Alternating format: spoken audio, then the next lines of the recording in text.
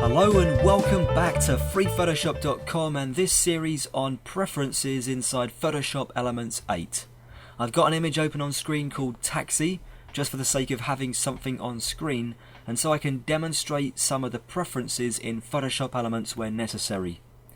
Alright, if you haven't opened preferences yet, then hit Ctrl or Command K on the keyboard, and we're working under the general heading in this video, which is the one loaded up straight away. So the first option we get is the color picker option, and you can either work with the picker that came with your operating system or the Adobe one that came with Photoshop. I'd highly recommend the Adobe one, but if you're working with other non-Adobe applications and you want one color picker that works right across your operating system, then go ahead and choose the Mac or the Windows one. The next option relates to the undo and redo buttons that are up in the top corner and allow you to undo mistakes and generally move around the history states available in the history panel. 3 options this time. I tend to work with the first one, which sets Control or Command Z to undo things, and then Control and Shift Z or Command and Shift Z to redo. I just find the Y key a little too far away to be convenient most of the time, so I hardly use that one anymore.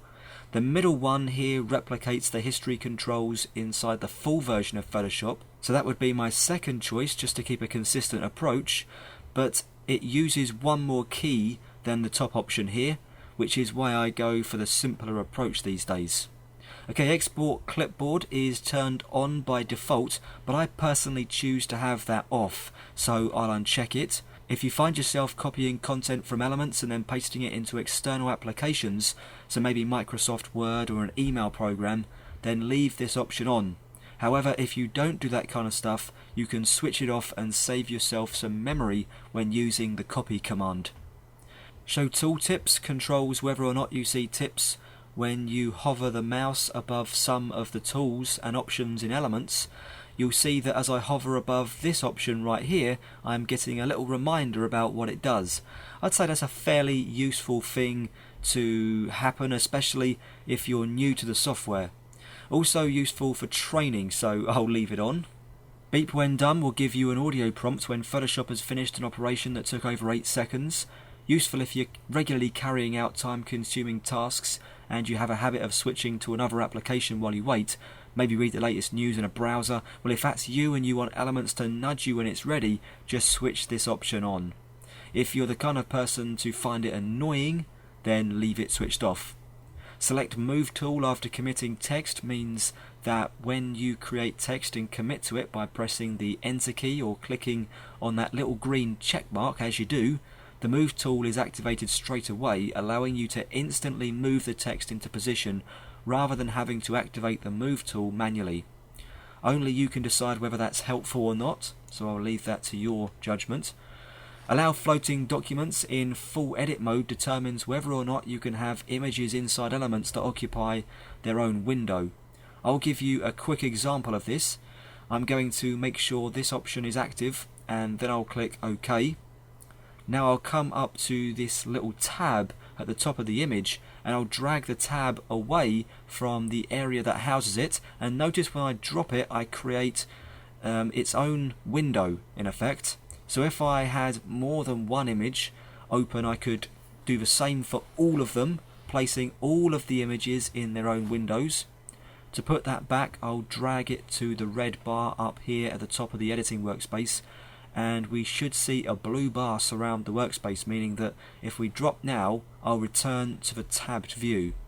So now I'll hit Ctrl or Command K, and then I'll turn this option off, click OK once again, and now no matter what I do in the way of moving this image to its own window again, I can't do it. In fact, if I come up to the Arrange button and then come down to the options, and one option I'd require to float the image in its own window is no longer available.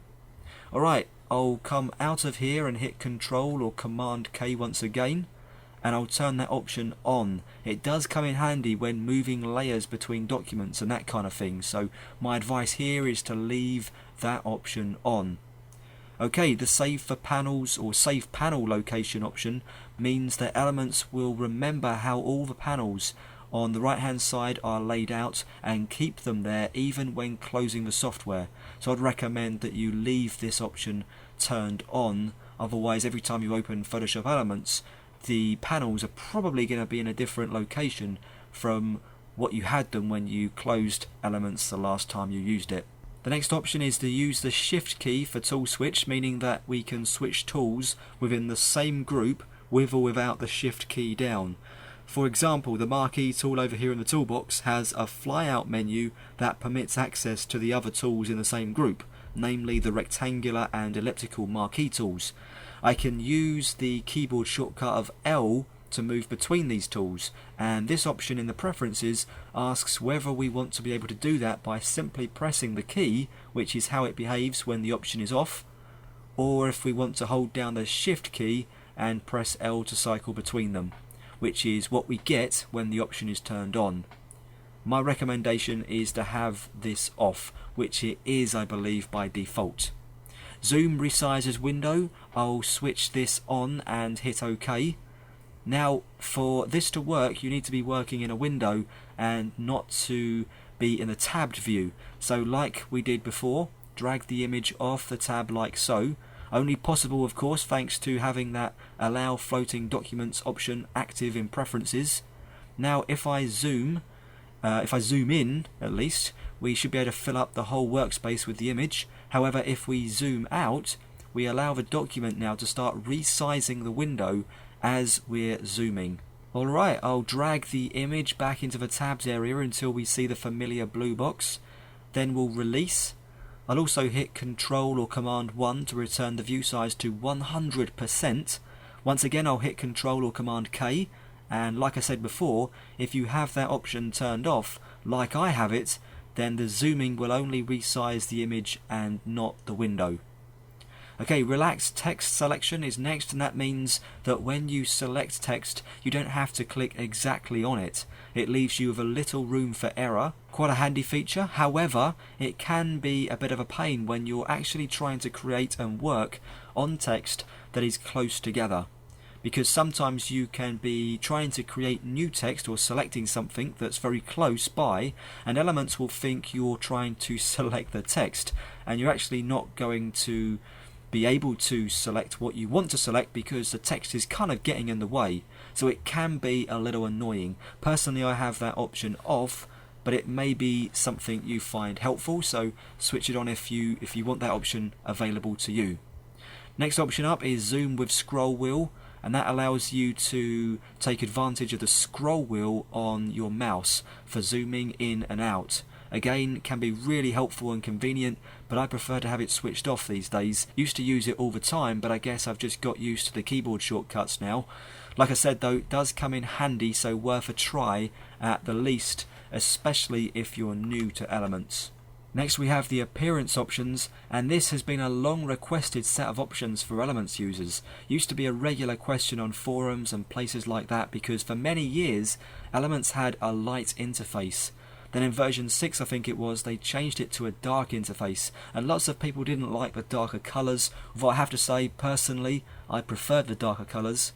But actually there were so many comments that Element 7 shipped with this preference, and you could actually select the shade of grey you preferred. Now in version 8 you can either have a light interface that looks like this, or you can switch out to the darker interface that looks like this. Again, totally a personal thing. I prefer the darker one, but you are free to use whichever one you prefer. Finally, we have an option here to reset all the warning dialogues inside Elements. So you know when you do something and you choose either yes or no, and it asks you if you want to show the dialog box again. If you select no, then it will never show up again. Well, not until you reset all the warnings by clicking this button right here. And that's about it, for general anyway. Hope you've learnt something new. Thanks for joining me here at freephotoshop.com, and I look forward to seeing you in the next video.